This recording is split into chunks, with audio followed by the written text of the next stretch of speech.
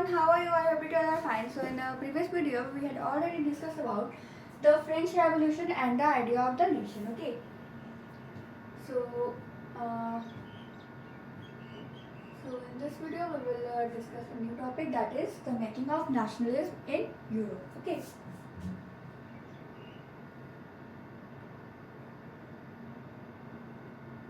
If you look at the map of mid 18th century Europe, you will find that there was no nation state as we know them today. Okay. Uh, if you look at the map of 18th century, okay, Europe will you will find that there was no any nation state in Europe. Okay, that we seen in today that we see that in Europe there are many nation states like Germany, France, okay, and many more.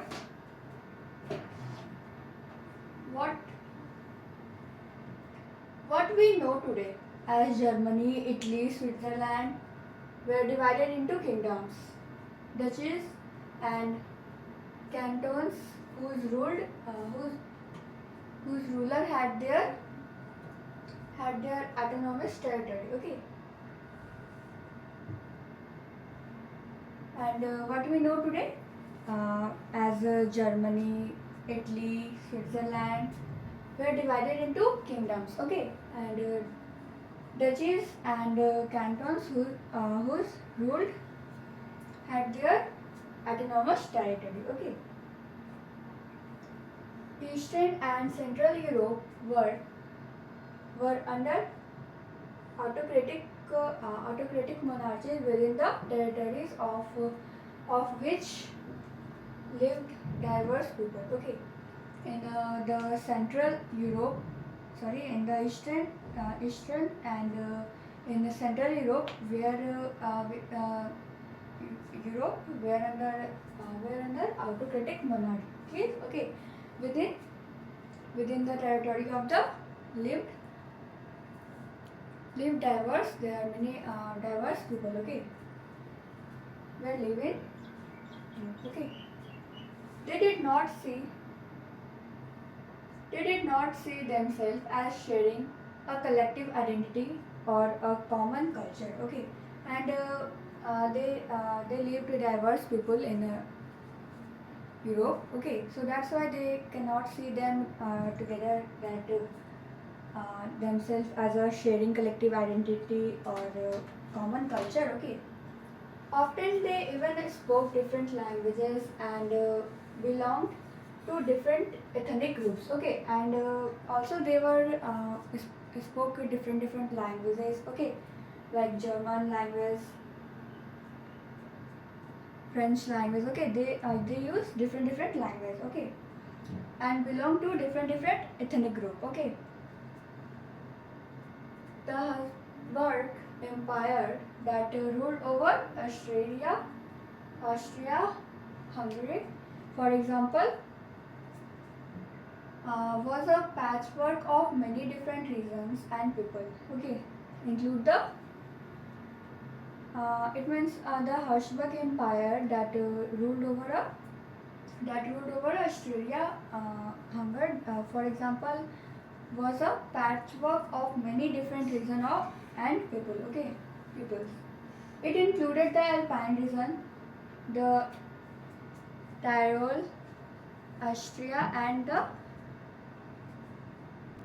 Sudeted land,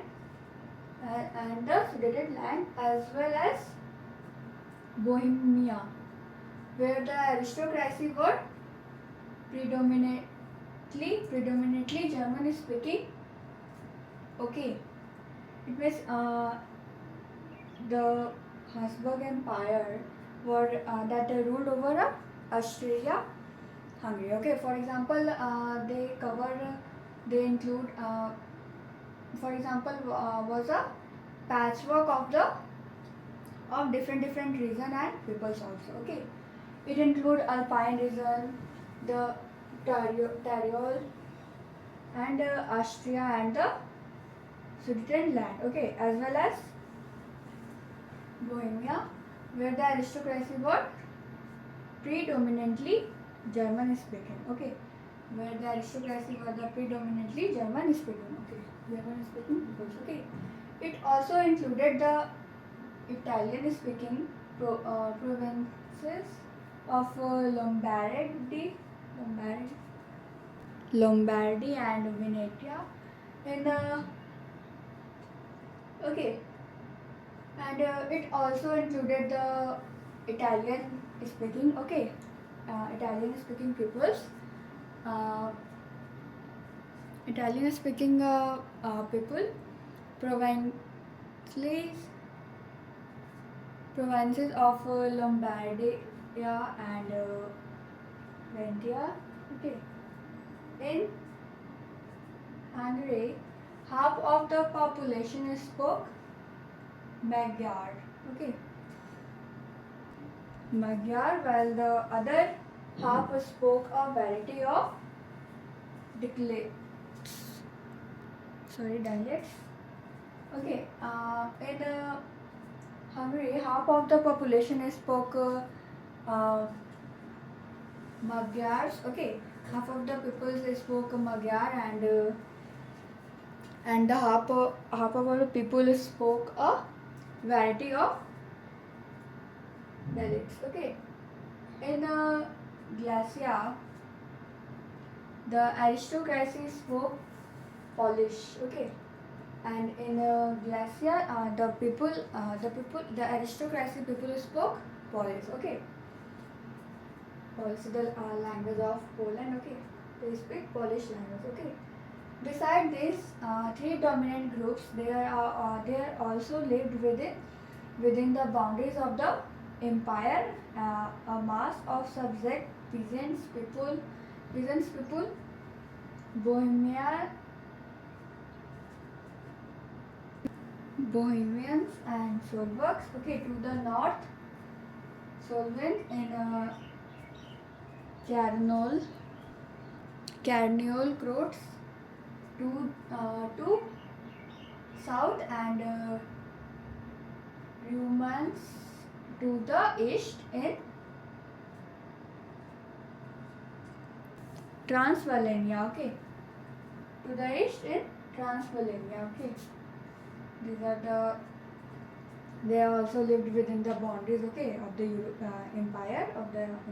Okay, like a mass of subject peasants people live in the Romania and Slovak to the north. Okay, so these are the people that live in the boundaries also. Okay, boundaries of the empire. Okay, such difference did not easily promote a scene of political unity. Okay, and the difference did not easily promote a scene of political unity. Okay, and you can see that there was no any it did not easily promote a scene of political unity. There was no any political unity. Okay, the only tie binding their diverse group together was a common allegiance to imperial. Okay, how did the nationalists and the ideas of nation? Here is a question that how did the nationalism and the idea of nation state emerge? Okay. Now here is the next topic, that is the aristocracy and the middle class. Okay. So here you can see that in the mid of 18th century there was no any nation state in Europe. Okay. Now let's see about who the aristocracy and what the middle class is. Okay. Socially and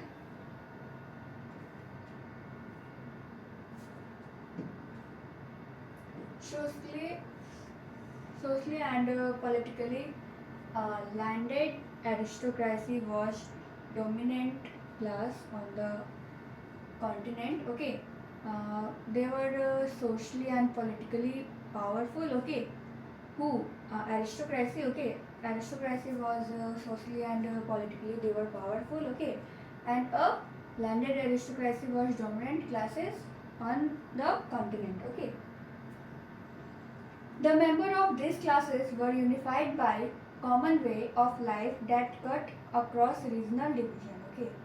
And the member of this class, that is the member of aristocracy, were united by a common way of life, okay. And that got a regional division, okay. They they they owned estate in the countryside and also townhouses, okay. And they owned estate and townhouses in countrysides, okay. They spoke French French for purpose of diplomacy and in high society, okay. And they were treated in the high society and they spoke French languages, okay. They spoke French language. Their family were often connected by ties of marriage, okay, and they were connected with each other by ties of marriage, okay. This powerful aristocracy was, however, numerically a small group, and we know that aristocracy were powerful, okay. So this powerful aristocracy was, however, numerically a small group, okay. It means aristocracy were treated as a small group, okay. The majority of the population was made up of the peasants, and the majority of the population was given to the peasantry, okay. It means the peasant were in the majority, okay. To west, the bulk of the land was found by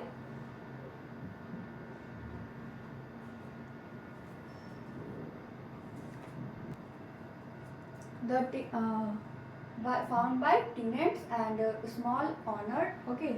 While in Eastern and Central Europe, the pattern of land holding was characterized by West Eastern estates which were cultivated by sets, okay.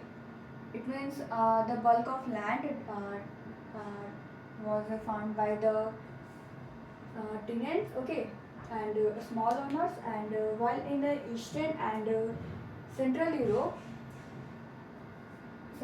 the pattern of house land holding was characterized by West estates which were cultivated by serfs, okay, and in Eastern and Central Europe were cultivated by the serf, okay. In Western and part of Central Europe, the growth of industrial production and trades meant the growth of towns and the emergence of commercial classes whose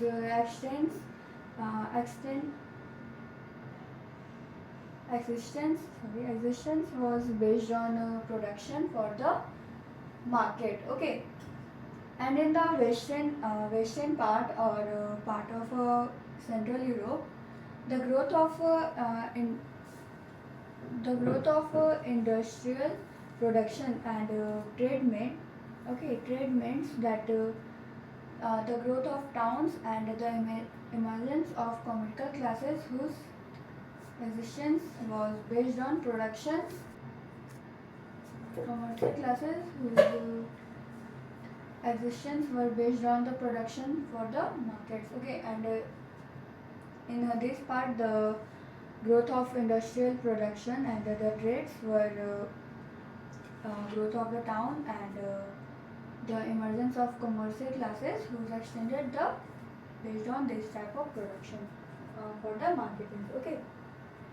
Industrialization began in England in the second half of 18th century. In the second half of 18th century, industrial began in England. Okay, but in France and a part of German state is occurred only during the 19th century. Okay, but in the second half of 18th century, it began in England. Okay, but in France and other parts of German state, it occurred only during the 19th century. Okay, in its way, new social groups came into being, like working class population and middle class, made up of industrialists, businessmen, professionals. Okay, and in its wake, new social group came into being, like new social group came in beginning. Okay, like new middle classes made up of businessmen, professionals, and industrialists. Okay, in Central and Eastern Europe, these groups were small in number till late 19th century. Okay, in the Central and in Eastern Europe, there was in small numbers. Okay, till late 19th century. Okay, in the 19th century, it was among the educated liberal middle classes that idea of national unity following the abolition of aristocratic privileges gained property. Okay, popularity. Okay, and the middle class they were educated. Okay, the idea of nation state is come from is my the idea of middle class. Okay, following the abolish of the aristocratic privileges. Okay, gained popularity. Okay, so I hope you understand that who were the aristocracy. They were rich and socially and politically they were powerful. Okay, and also uh, they were connected by marriage. Okay, families connected by the marriage. Okay, ties, and owned estate townhouses in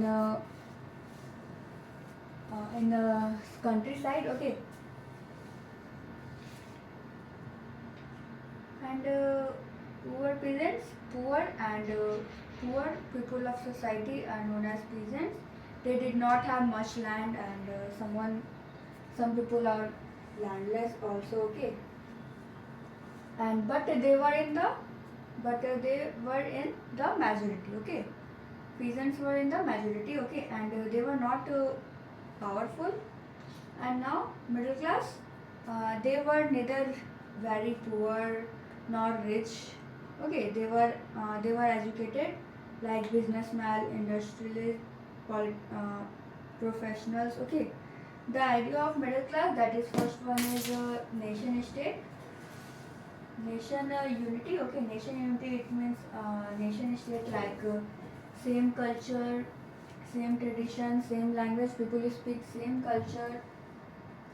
People speak same languages, and they are in same culture, same tradition. Okay, this one it makes national unity. Okay, and now what did liberal nationalism stand for? Here is new topic, that is what did liberal nationalism stand for?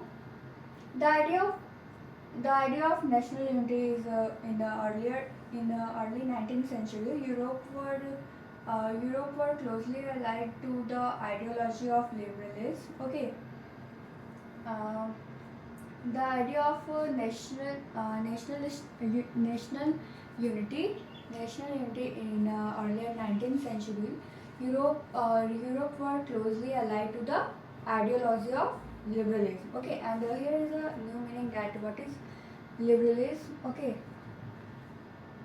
the term liberalism derived from the Latin root that is liberal, and liberal means free. Okay, liberal means free. Okay, for the new middle classes, liberalism stood for the freedom, for the individual and equality of all before the law. Okay, and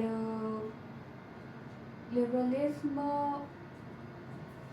stood for freedom, for individualizing and equality before the law. Okay, equality of all before the law. Okay, this one is for the new middle classes.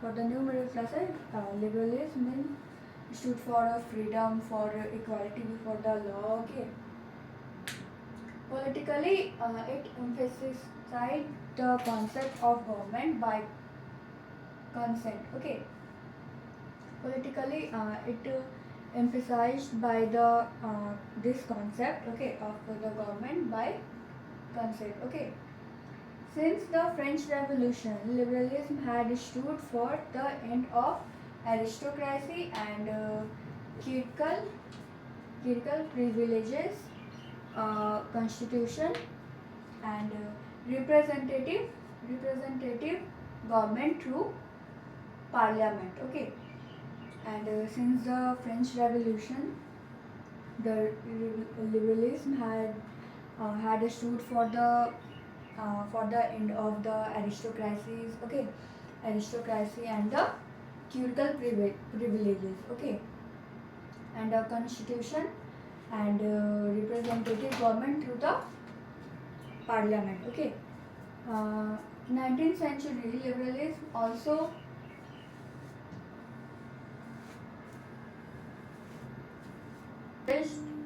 staged into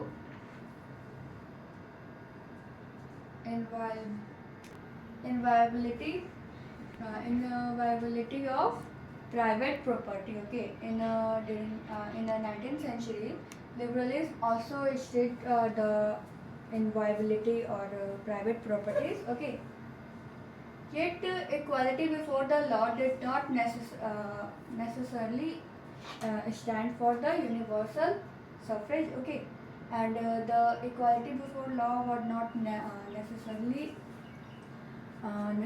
for the universal suffrage. Okay, here suffrage is new word that is given. Suffrage, it means the right to vote. Okay, you will recall that in a revolutionary France, uh, uh, which uh, which marked the first political experiment in liberal democracy.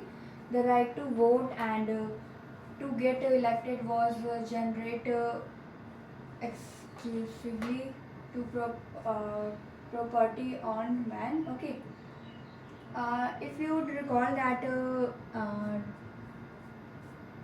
in the French Revolution, which revolutionary in the revolutionary France. Okay,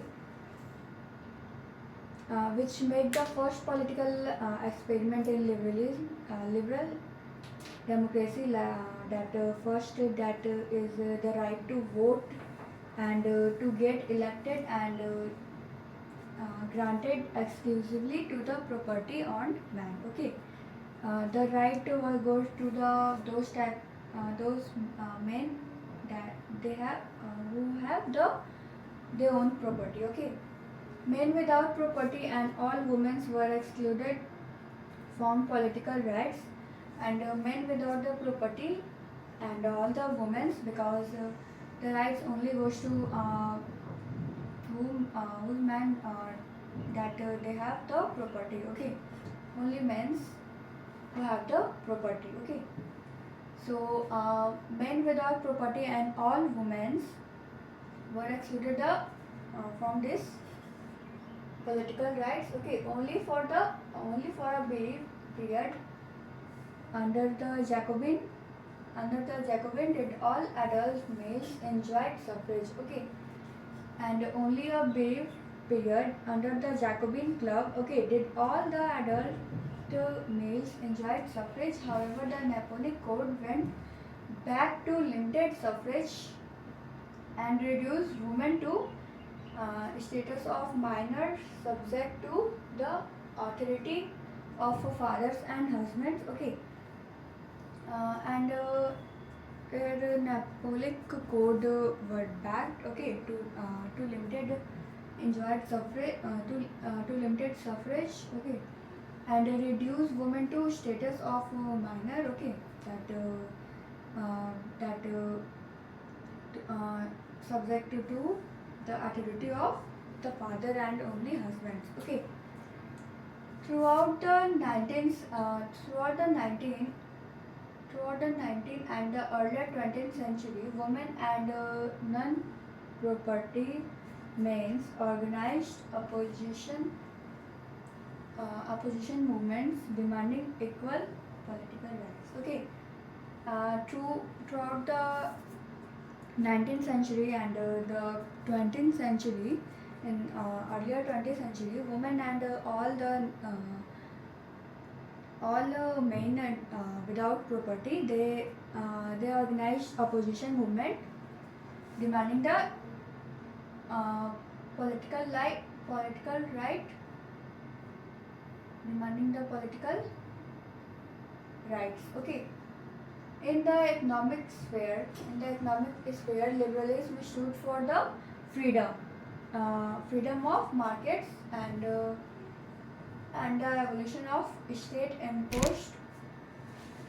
imposed restrictions on the movement of goods and capital. Okay, in the economic sphere. In the economic sphere, liberalism, it means that freedom of markets. Okay, and the abolition of the state imposed restriction and abolish the restriction. Okay, on the movement of goods and the capitals. Okay, during the 19th century, this was a strong demand of emerging middle classes, and during the 19th century, this was a strong demand of the emerging middle classes. Okay, that is they want to abolish to state imposed restriction. They abolish the restriction on the this movement of goods and the capitals. Okay, let us take the example of the German speaking region in the first half of 19th century. Let us take an example of German speaking region in the first half of 19th century. Napoleon's administrative measure had created out of countless small principalities confederation of 39 states. The Napoleons the Napoleons the Napoleons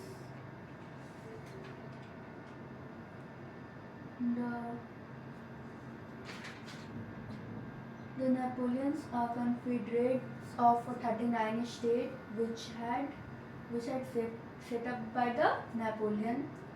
Napoleon was that is set up by the Napoleon. Okay, each of these possessed its own currencies and weight and measurement. Okay, and each of these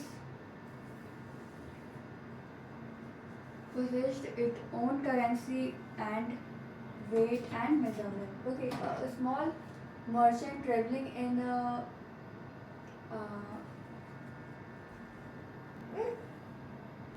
1833 for Hamburg to Nuremberg to sell his goods would have would have had to pass through 11 costume barrier and pay a costume duty of about 5% at each one of them. Okay. If a merchant traveling in 1833 from Nuremberg to for Hamburg to Nuremberg, okay, they pass 11 custom barriers, okay, and they have to pay 5% at each one of them, okay. Duties were often lied according to the weight or measurement of the goods, okay. Duties were often levied according to the weights or the measurement of the goods, okay. What is the measurement of the goods, okay, and what is the weight of this goods, okay. As each region has its own system of measurement, weight and measures, okay, and each region had their own system of weight, measurement, okay, weight and measurement. This involved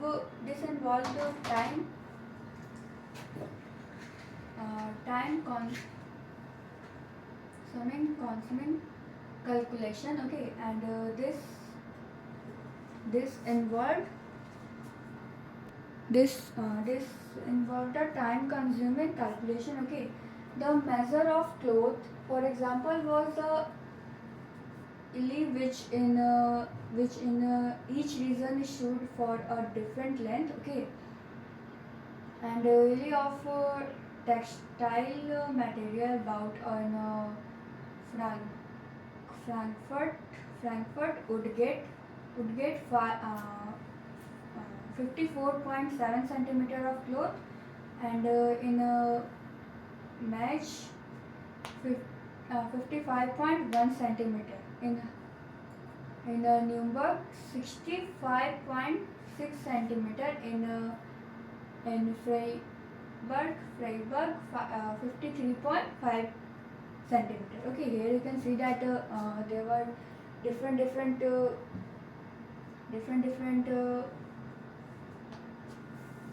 here you can see that there were different measures, okay, of cloth. Like in Frankfurt there is 54.7 centimeter of cloth, and in Mesh there are 55.1 centimeter of cloth, and in Nuremberg there was 65.6 centimeter, okay, and in Freiburg there were 53.5 centimeter of cloth, okay. Here you can see that in a different place the measures were different, okay. Such conditions were viewed as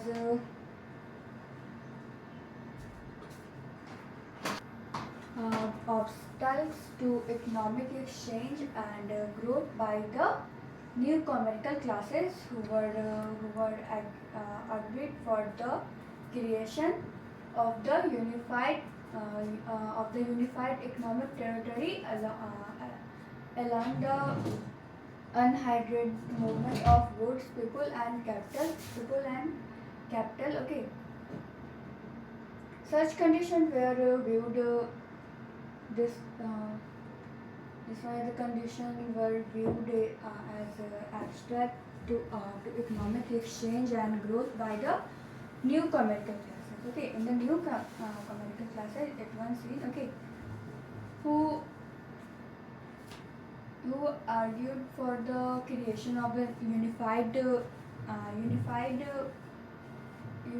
economic territory along the unhindered movement of goods, people and capital, okay. In 1834, a costume union or Jolverian was formed at the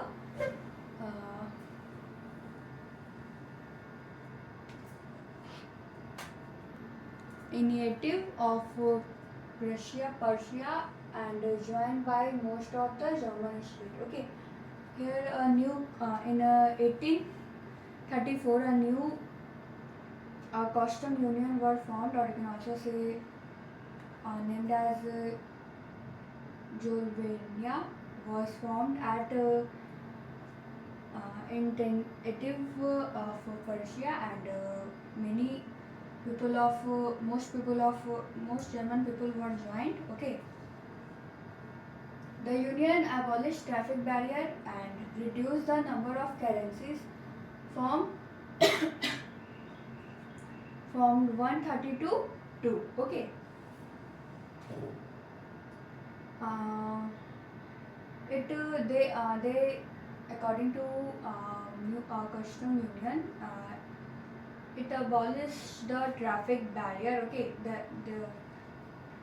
the 11 traffic barrier they abolished. Okay, they abolished traffic barriers. Okay, and reduced the number of currency from over 30 to 2, and reduce currency over 30 to 2. Okay, the creation of a network of railway further stimulated mobility, harnessing economic interest to national unification. Okay, a wave of economic nationalism strengthened the wide nationalist statement growing at the time. Okay, and it means in 1834 the custom union, that is Jordania, started by the Croatia, and many other German states were joined later. Okay, the union abolished the traffic barrier and reduced the number of currencies from over 13 to 2. Okay, and promote a network of railways, and they also promote a network of railways. Okay,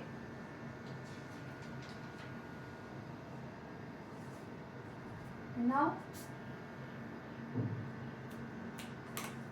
here is a new topic, that is a new conservative after 1815. Okay, so I hope you understand that what did the liberal nationalism stand for, and what is the aristocracy, who were the aristocracy and the new middle classes, and this topic, that is making of nationalism in Europe. Okay, so here you can see that the idea of middle class, that is nation unity, that is, can also say union state. Okay, it means same culture, same language, same tradition people live. Okay, in a nation. And and and the liberal nationalism, it means liberalism, end of aristocracy, government when people freedom of individual, equality before law, end of the clerical privileges. Okay, and also in 1834 the costume union, that is Jordania, started by the Persia. Okay, and many states of German were joined later. Okay, it abolished the barrier. Okay, so I hope you and this was some important dates. Okay, that you have learned. Okay, so that's all for today. Thank you. Have a nice day.